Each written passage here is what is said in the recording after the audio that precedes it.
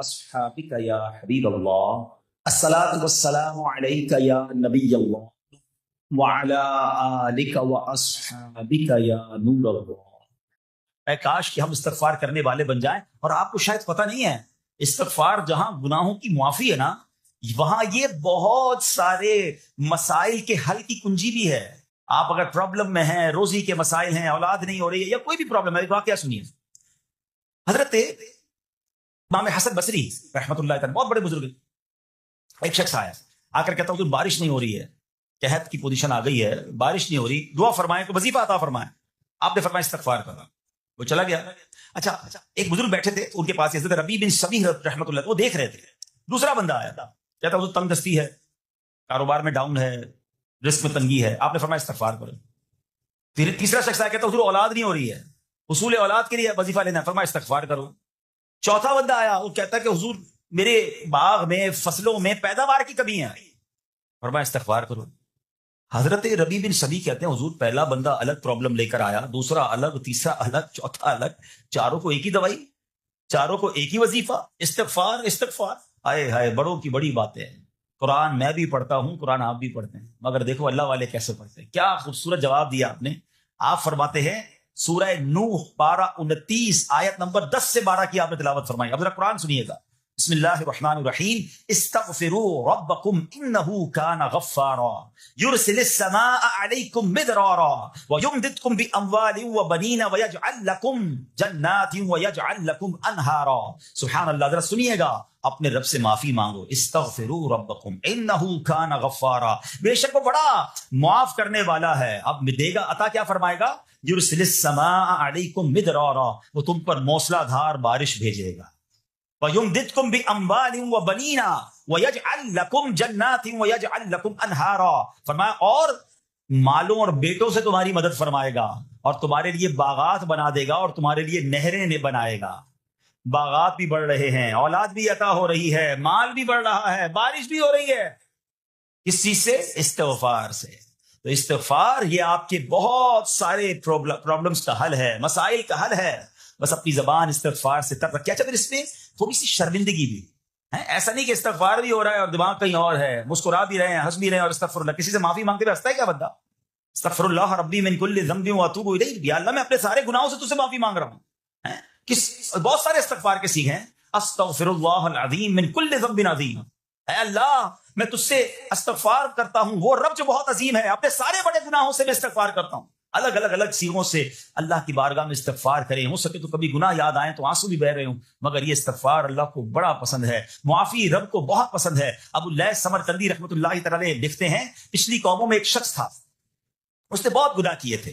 ایک بار اس نے اپنی پچھلی زندگی کے بارے میں سوچا، گناہوں کے بارے میں غور و فکر کیا، تو اسے شرمندگی ہوئی۔ اس نے نادم و شرمندہ ہو کر 3 مرتبہ کہا اللہم غفرانک، اللہم غفرانک، اللہم غفرانک، اے اللہ تیری بخشش، اے اللہ تیری بخشش، اے اللہ پاک تیری بخشش۔ اسی لمحے اس کو موت آ گئی اور اللہ پاک نے اس کی بخشش فرمائی۔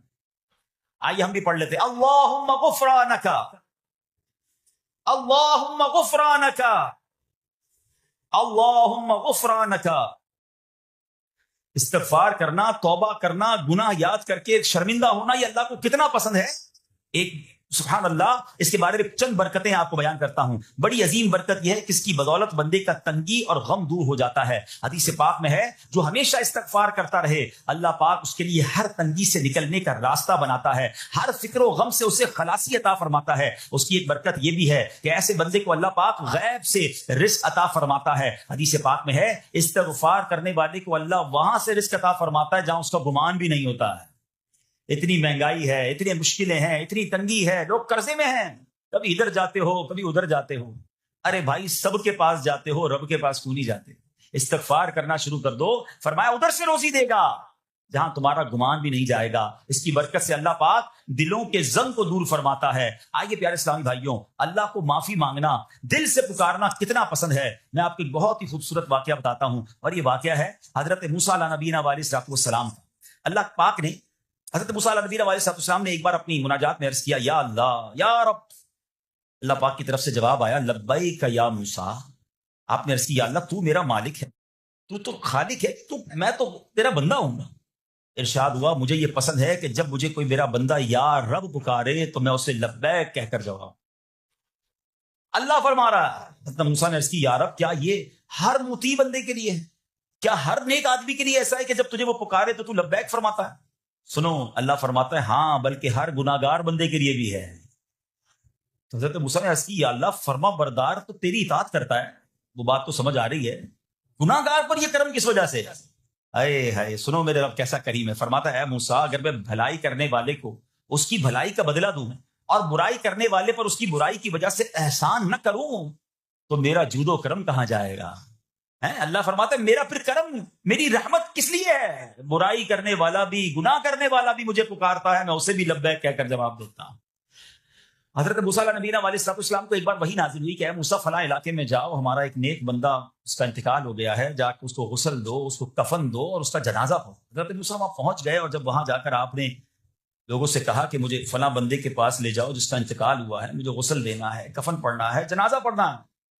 لوگوں نے کہا حضرت یہ تو زمانے کا گناہگار بڑا بےہودہ بڑا بدکار شخص تھا، آپ کو رب کا حکم تھا، آپ نے غسل بھی دیا، کفن بھی پہنایا، جنازہ بھی پڑھا، پھر رب کی بارگاہ میں عرض کی مولا بندے تو یہ کہہ رہے ہیں یہ تو بہت برا آدمی تھا، تو نے مجھے بھیجا اور فرمایا تیرا پیارا بندہ، میں نے جنازہ بھی پڑھ دیا، غسل اور کفن بھی دیا. اب ذرا آپ سوچیں کہ کسی کا جنازہ حضرت موسیٰ پڑھ دیں تو اس کی تو بخشش کا تو کوئی مسئلہ ہی کوئی نہیں نا، وہ تو اللہ کے نبی جس کا جنازہ پڑھے غسل دے تو یا اللہ تو نے ایسا انتظام فرما دیا. تو رب کریم کی طرف سے پتہ ہے کیا جواب آتا ہے؟ اللہ فرماتا ہے اے موسیٰ بندے سچ کہتے ہیں، یہ بندہ واقعی بڑا گناہگار تھا. جو علاقے والے شہر کے لوگ کہہ رہے ہیں نا ٹھیک کہہ رہے ہیں، یہ بندہ تھا ہی ایسا. یا اللہ جب اتنا گناہگار تو اتنی بڑی مہربانی کس وجہ سے؟ ارشاد ہوا اے موسیٰ اس بندے نے مرنے سے پہلے مجھ سے 5 کلمات کے ذریعے بات کی، مناجات کی، مجھے پکارا، 5 سینٹنس تھے، 5 کلمے تھے، اور اے موسیٰ اس کی وجہ سے میں نے اس کی مغفرت فرما دی.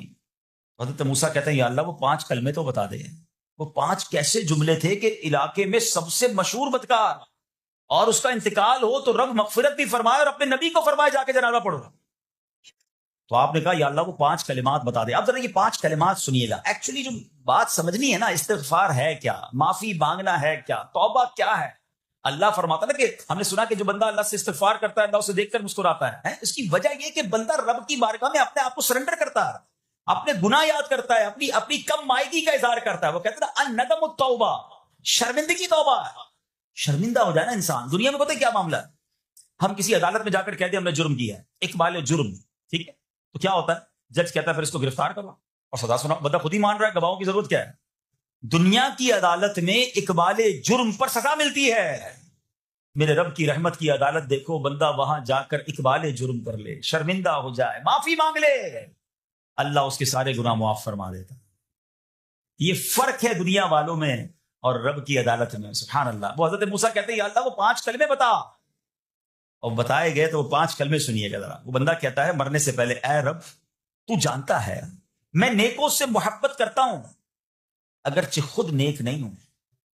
یا رب تو جانتا ہے میں فاسقوں سے بغض رکھتا ہوں اگرچہ میں خود فاسق ہوں. سمجھ رہے بات؟ اے اللہ نیکوں سے پیار کرتا ہوں، مجھے پتا ہے میں خود نیک نہیں ہوں. میں گناہ گاروں سے نفرت کرتا ہوں حالانکہ میں خود بھی گناہ گار ہوں. کہیں بھی اپنی بڑائی نہیں ہے، میں گناہ گار، میں بدکار، مگر اللہ میں پیار کرتا ہوں نیک لوگوں سے. تیسرا جملہ کیا تھا؟ یا رب اگر مجھے معلوم ہو جائے کہ میرے جنت میں داخل ہونے سے تیری ملکیت میں کوئی کمی آ جائے گی تو اے اللہ میں تجھ سے پھر جنت کا سوال کرنا چھوڑ دوں گا. مجھے یہ پتا ہے یا اللہ تو نے مجھے جنت میں داخل کیا نا، تیری جنت میں کوئی کمی نہیں آئے گی، بہت بڑی ہے، اب مجھے داخل بھی کرنے سے تیرا کچھ نہیں جائے گا. اگر کچھ جاتا ہوتا تو یا اللہ میں جنت تیرے سے مانگنا چھوڑ دیتا. چوتھا جملہ کیا ہے؟ اے رب اگر مجھے معلوم ہو جائے کہ مجھے جہنم میں داخل کرنے سے تیری ملکیت میں اضافہ ہو جائے گا تو میں پھر جہنم سے پناہ نہیں مانگوں گا. یعنی اگر تو تیرے ملک میں تیری شان میں اضافہ ہو رہا ہے مجھے جہنم میں ڈالنے سے، پھر تو میں نہیں کہوں گا تجھے کہ جہنم سے نکال. مگر مجھے پتا ہے تو پہلے ہی مالک ہے، تو پہلے ہی خالق ہے، سب کچھ تیرا ہے، مجھے جہنم میں ڈالنے سے تیری کوئی ملکیت میں اضافہ نہیں ہونا. اور آخری بات کیا کہتا ہے؟ یا رب اگر تو مجھ پر رحم نہ کرے گا تو پھر کون کرے. اللہ فرماتا ہے اے موسیٰ میں نے اس پر رحم کیا، یہ میرے کرم کے لائق تھا، میرے کرم کے لائق نہیں تھا کہ میں اسے ناکام لوٹا دیتا. جب اس لیے کلمات کہے تو میں نے اسے درگزر فرمایا، اس کی مغفرت فرما دی، اور میں ہی بخشنے والا مہربان. تو اے میرے پیارے اسلامی بھائیوں، آج وہ کام سیکھ کے جانا ہے، سمجھ کے جانا ہے، جس کو جو بندہ کرتا ہے تو رب کی رحمت گویا مسکراتی ہے۔ وہ یہ ہے کہ اللہ سے معافی مانگتے رہیں، استغفار کرتے رہیں، اللہ کو راضی کرنے کی کوشش کرتے رہیں، اپنے گناہوں پر ندامت رکھیں۔